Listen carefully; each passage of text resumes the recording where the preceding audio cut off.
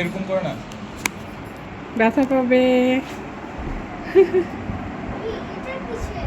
এগুলো কার খেলনা? এগুলো কার? তোমার খেলনা? এতগুলো খেলনা কার? তোমার? হ্যাঁ আমি এটা হ্যাঁ, সৌদি আরব কিনেছি। থেকে নিয়ে আসছো? এটাও সৌদি আরব থেকে কিনেছি। ওয়াও, ওটাও সৌদি আরব মাশাআল্লাহ, এনে এতগুলো খেলনা কিনে নিয়ে এটা আসছো। এনে দিয়েছি। এটাও এটা কিনেছি, এটাও কিনেছি। মাশাআল্লাহ, অনেকগুলো খেলনা কিনেছো। ওটাও কিনেছি, ওটাও সবগুলো কিনেছি। কিনে নিয়ে এসেছো? যে এখানে মাশাআল্লাহ। আরেকটা আছে। আরো আছে, দাঁড়াও দেখছি। আসো এখানে। বলো তো তোমার নাম কি? আমার নাম হচ্ছে ভাইয়া। রাজিয়া? হ্যাঁ, কি নাম? আমার নাম তো ভাইয়া। তোমার নাম কি? তুমি বলো, এখানে বলো, আমাকে বলো, আন্টিকে বলো, এখানে বসে বলো। তোমার নাম কি? আমার নাম তো ভাইয়া। ভাইয়া? হ্যাঁ, ভাইয়া না? হ্যাঁ তো ভাইয়া। তুমি বড় হয়ে ভাইয়া হয়ে গেছি। বড় হয়ে ভাইয়া হয়ে গিয়েছো, সেই কারণে নাকি ওর নাম ভাইয়া। এমনি এমনি কি বলে ডাকে তোমাকে বাবা? কোন নামে ডাকে? তাই নাকি? হুম? বুঝে কোথায় কি প্রোগ্রাম দিছে? মশা কামড়। আসসালামু আলাইকুম এভরিওয়ান, সবাই কেমন আছেন? আশা করছি সবাই সুস্থ সুন্দর আছেন। আমরা আলহামদুলিল্লাহ মোটামুটি ভালো আছি। তো আজকে হঠাৎ করে চলে আসি আনিস ভাইয়ের বাসায়।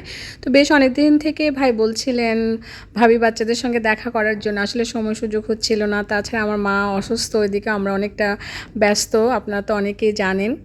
আজকে সন্ধ্যাবেলায় আমার হাজব্যান্ড বলতেছিল চলো আনিস ভাইয়ের বাসায় যাই, যেহেতু আমরা ফ্রি আছি। আর ভাইকে কল দিয়েছিলেন যে আমরা আজকে আসবো। তারপর তো আসলাম, এসে দেখি ভাবি এত রান্না করছে, মানে বলতেছিলাম যে ভাবি এত রান্নার কি দরকার ছিল, আমরা মাত্র দুজন মানুষ। তারপর ভাবি বলছে যে তেমন কিছু তো করতেই পারি নাই, তা আসলে এত আইটেমের প্রয়োজন হয় না।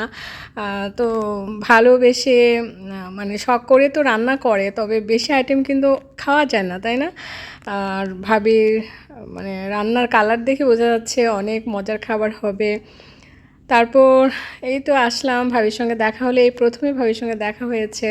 তো ভাবি ভাই ওরা আগে রিয়াদে ছিলেন, এখনও যাওয়া আসার মধ্যে আছেন। তো বলছিল যে চলেন আমরা আবার রিয়াদে সেট হয়ে যাই। আমিও বলতেছিলাম যে রিয়াদে আমাদের ভালো লাগে, যত দেশে যাই না কেন আমরা রিয়াদকে মিস করি। আসলে আমাদের প্রথম জীবনটাই তো রিয়াদে ছিল, আর রিয়াদেই তো আমাদের সংসার শুরু, সেই কারণে আমরা সবসময় রিয়াদকে মিস করি। সেই কারণেই আমি প্রায় ব্লগেই রিয়াদের কথা বলে থাকি, সেটা আবার অনেকের ভালো লাগে না, বলে যে সবসময় রিয়াদের কথা বলি। তা আসলে কী করবো, আমরা রিয়াদকে ভুলতে পারি না। আর ক্যানাডায় তো আমার বাচ্চারা পড়াশোনা করে, তিন যান ওইখানে, তারপরেও দেখেন আমি গিয়ে 6 মাস থেকে চলে আসি, মানে স্টিল আমি থাকতে পারি না। যেটা সত্যি সেটাই বলবো, আমার ভালো লাগে না। আমার বাচ্চাদের সঙ্গে থাকলে আমার খুব সুন্দর সময় কাটে, তারপর আমি এক পর্যায়ে অস্থির হয়ে যাই। তো ভাবির বাসাটা খুব সুন্দর করে সাজানো, আমি ঘুরে ঘুরে দেখছি আর আপনাদের সঙ্গে কথা বলছি। শুধু যে ঘরবাড়ি গুছিয়ে রেখেছে সেটা না, পাশাপাশি ভাবির হাতের রান্না এত এত মজা ছিল, মানে যতটা আইটেম খেয়েছি প্রতিটা আইটেমে অনেক টেস্ট হয়েছে। আমার হাজব্যান্ড বলতেছে প্রত্যেকটা আইটেম অনেক অনেক মজা ছিল, একদম দেশীয় রান্নাগুলো অনেক টেস্ট ছিল।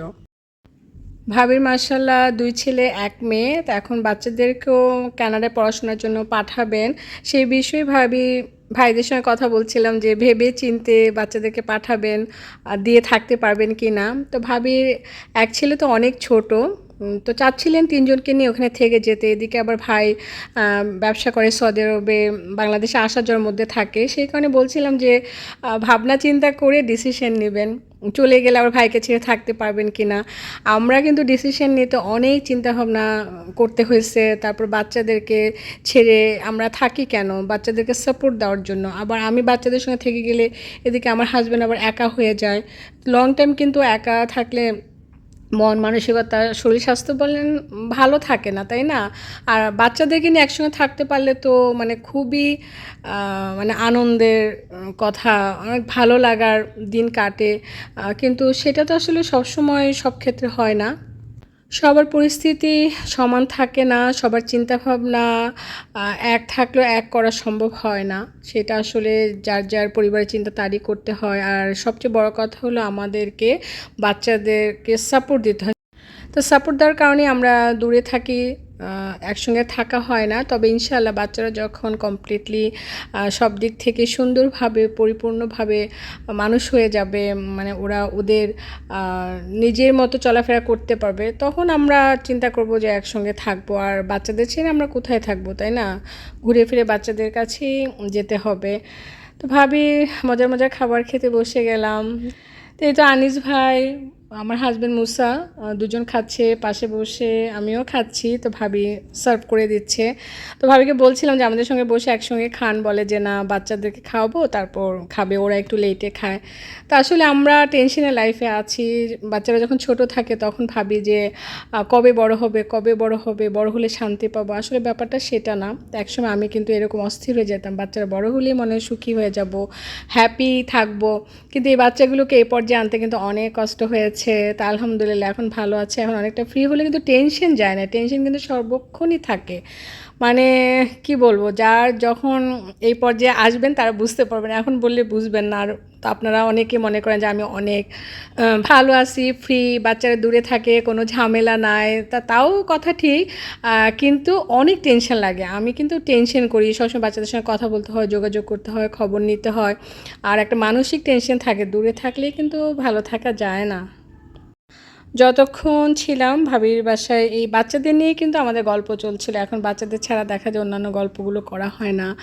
যেহেতু বাচ্চাদেরকে নিয়ে আমরা সবসময় ভাবি যে ওদেরকে কীভাবে সুন্দরভাবে সেট করব, কীভাবে ভালো থাকবে, সেই চিন্তাভাবনাটা কিন্তু আমাদের মাঝে থাকে। তা আমার পর্যায়ে গিয়েছে, ভাবির পর্যায়ে এসেছে, পরবর্তীতে আরেকজনেরও এভাবেই আসবে। তো এইভাবেই জীবন চলছে। ভাবির হাতে অনেক মজার মজার খাবার খেলাম, গল্প করলাম। ধন্যবাদ ভাই ভাবিকে, মানে এত সুন্দর আয়োজন করে আমাদেরকে এত আন্তরিকভাবে আপ্যায়ন করার জন্য। গল্প চলছে, আর কিছুক্ষণ গল্প করে বাড়ি ফিরে যাব। তো আজকের মতো আপনাদের কাছ থেকে বিদায় নিয়ে নিচ্ছি। সবাই ভালো থাকবেন, আমার মায়ের জন্য অনেক অনেক দোয়া করবেন। আল্লাহ হাফেজ।